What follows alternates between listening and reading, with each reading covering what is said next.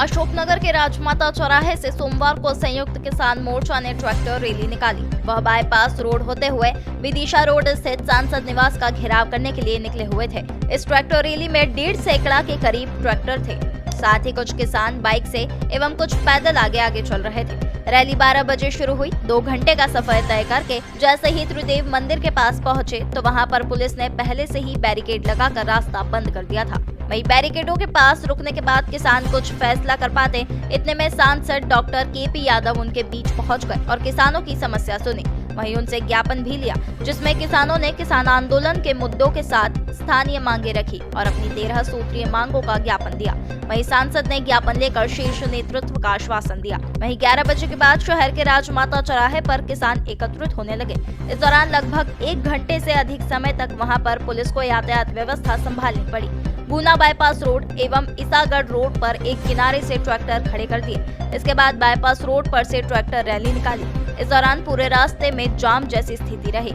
इसकी वजह से लोगों को दूसरे रास्ते से जाना पड़ा, जिस कारण से शहर में भी भीड़ भाड़ जैसी स्थिति देखी गई। इसके अलावा जिस स्थान पर बैरिकेड लगाकर रास्ता रोका गया था, जिसके कारण त्रिदेवी मंदिर विदिशा से सभी वाहन को निकाला गया।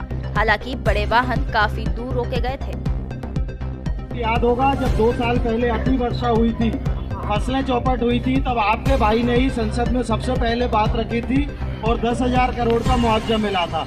जब यूरिया की बीच में, हालांकि पहले तो मैंने स्वयं ने देखा, मैं एक किसान हूँ, लाइनें लगती थी यूरिया के लिए, लेकिन वो समस्या खत्म हुई। लेकिन 2 साल पहले थोड़ी सी दिक्कत आई थी, तो वो मांग भी आपके सांसद ने संसद में सबसे पहले रखी थी। तो जो भी आपकी समस्या है वो मेरी समस्या है, क्योंकि आप सबके सहयोग से। जसदेवी जी, ये आज जो आपने संयुक्त मोर्चा के तत्वाधान में ज्ञापन दिया है सांसद महोदय को, ये अपनी 13 सूत्रीय मांगों को लेकर जो दिया है, इसको आप क्या मानते हैं? जी देखिए, हम लोग सांसद जी के माध्यम से देश की संसद को तक अपनी आवाज पहुंचाना चाह रहे थे। हम लोग जिन मुद्दों पर सरकार गूंगी बहरी होकर बैठी हुई है और किसानों की सुध नहीं ले रही है, उन मुद्दों को उठाना चाहते थे, उनको ज्वलन करना चाहते थे।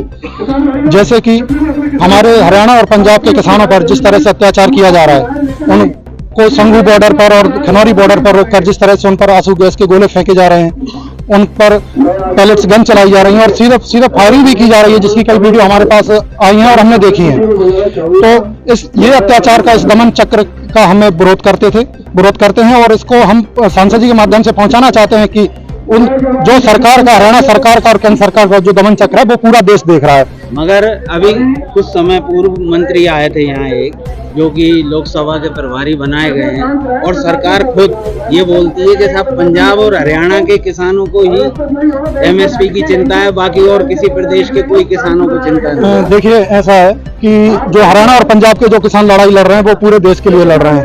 और आपने शायद देखा नहीं होगा कि नोएडा में भी जिस दिन ये किसान आंदोलन शुरू हुआ था, उस दिन हजारों की संख्या में किसानों ने नोएडा का जो हाईवे था वो जाम कर दिया था, वहां पर किसान पहुंचे थे। और इसके अलावा कर्नाटक से जो किसान आए थे, वो क्या हरियाणा और पंजाब ने भेजे थे कर्नाटक के लिए कि आप जाओ कर्नाटक से घूम कर आओ। आपने देखा कि उनको किस तरह से यहाँ पर भोपाल में उनको गिरफ्तार किया गया। और आपने अशोकनगर में देखा, आज गुना में भी ये विरोध प्रदर्शन हो रहा है और मध्य प्रदेश के कई जिलों में विरोध प्रदर्शन हो रहा है। और मध्य प्रदेश ही नहीं, देश के कई प्रदेशों में ये आज का जो विरोध प्रदर्शन का आह्वान किया गया था संयुक्त किसान मोर्चा द्वारा, वो आज कई प्रदेशों में आज दर्ज किया गया है। जैसे कि एक प्रश्न और किया था आपने सांसद महोदय से कि यहाँ नकली खाद बीज का प्रमाणीकरण, ये सब गलत तरीके से हो रहा है, तो ये तो स्थानीय स्तर का मुद्दा है, आप स्वयं क्यों नहीं इसकी लड़ाई लड़ रहे हैं? नहीं, देखिए, स्थानीय स्तर का मुद्दा नहीं है ये।